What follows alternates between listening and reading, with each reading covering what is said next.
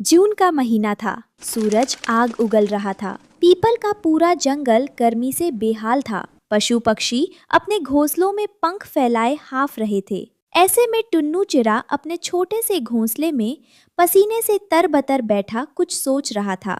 पास ही उसकी पत्नी रानो चिड़िया अपनी छोटी बेटी गुड़िया को हवा कर रही थी और बेटा कुकू गर्मी के मारे रो रहा था। मम्मी, बहुत गर्मी है, मुझे नींद नहीं आ रही। धीरज रख मेरे बच्चे, अभी थोड़ी हवा चलेगी।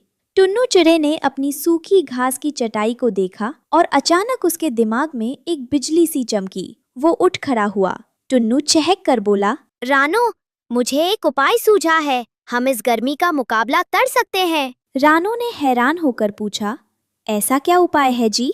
क्या आप सूरज देवता को ढक देंगे?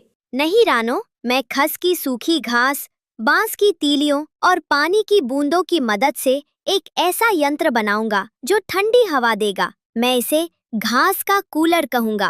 पापा, क्या सच में उसमें से ठंडी ठंडी छांव जैसी हवा आएगी?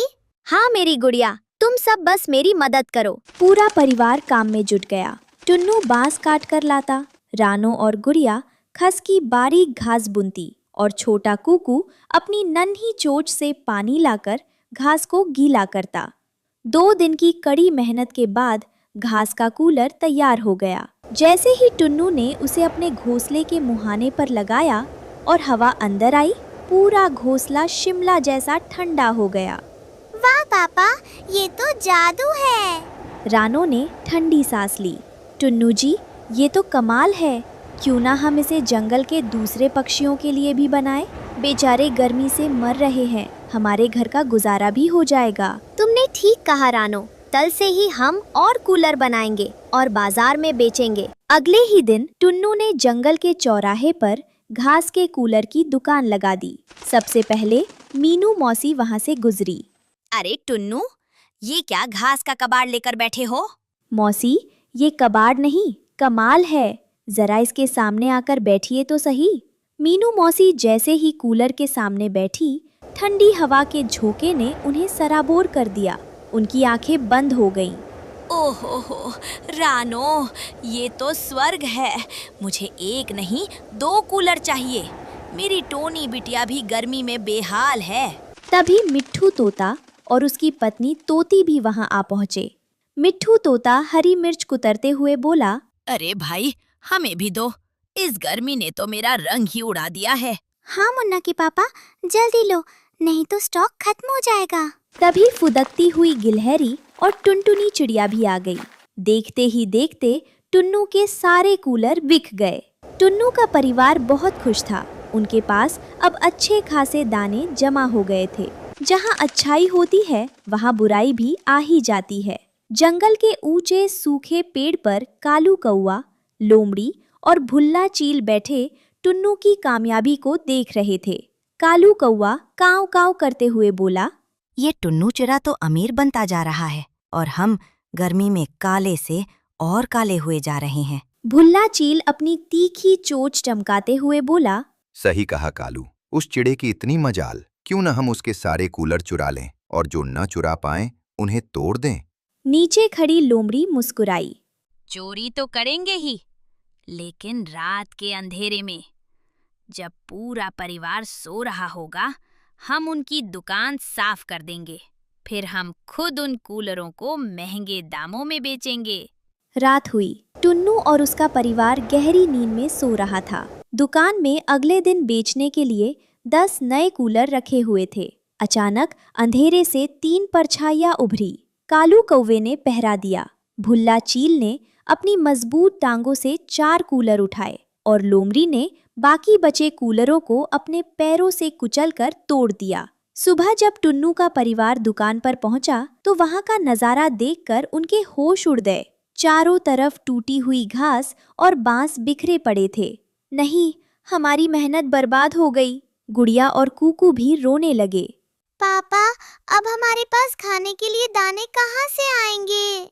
मैंने किसी का क्या बिगाड़ा था जो मेरे साथ ऐसा हुआ? तभी वहाँ मिट्ठू तोता और मीनू मौसी आए। मीनू मौसी ने रानो को गले लगाया। घबराओ मत रानो, हम तुम्हारे साथ हैं। ये जरूर उस कालू भुल्ला और लोमड़ी का काम है। मैंने कल शाम उन्हें फुसफुसाते हुए देखा था। रोने से आंसू बहते हैं, समाधान नहीं मिलता। सब ने मुड़कर देखा। बरगद के पेड़ से बुद्धिमान उल्लू बाबा नीचे उतर रहे थे। जंगल के सभी पक्षी उनका बहुत सम्मान करते थे। टुन्नू ने हाथ जोड़कर कहा, उल्लू बाबा, आप ही बताइए हम क्या करें? हमारी पूरी मेहनत लूट गई। टुन्नू, तुम्हारी कला तुम्हारी उंगलियों में है, इस बिखरी हुई घास में नहीं। तुम फिर से कूलर बनाओ। लेकिन बाबा, अगर उन्होंने फिर से तोड़ दिया तो? इस बार हम उन्हें रंगे हाथों पकड़ेंगे। मेरे पास एक योजना है, कान इधर लाओ। उल्लू बाबा ने सबको अपनी योजना समझाई। सभी के चेहरों पर चमक आ गई। टुन्नू के परिवार ने दिन रात एक करके फिर से 5 शानदार कूलर बनाए। लेकिन इस बार उल्लू बाबा के कहने पर उन कूलरों के अंदर कांटेदार झाड़ियां और चिपचिपी गोंद छुपाकर लगाई गई थी। रात हुई।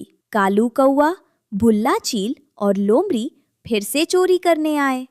वाह, इस चिड़े ने हमारे लिए फिर से माल तैयार रखा है। जैसे ही भुल्ला चील ने कूलर को उठाने के लिए अपने पंख फैलाए, उसके पंख अंदर लगी गोंद से चिपक गए। अरे अरे, मेरा पंख फंस गया, बचाओ। रुक, मैं निकालता हूँ। कालू कौवे ने जैसे ही हाथ मारा, उसके पंखों में तीखे कांटे चुभ गए। काव काव, मार डाला रे। लोमड़ी ने जैसे ही उन्हें खींचने की कोशिश की, भारी कूलर उसके ऊपर गिर गया और वो चीखने लगी। उसी समय पकड़ो, चोरों को पकड़ो की आवाज गूंज उठी।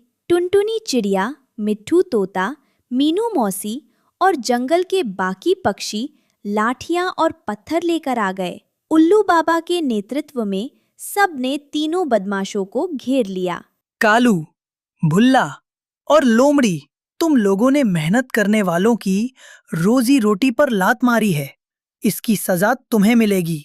हमें माफ कर दो बाबा, अब हम कभी चोरी नहीं करेंगे। हाँ बाबा, हमें इस गोंद और कांटों से निकालो, बहुत दर्द हो रहा है।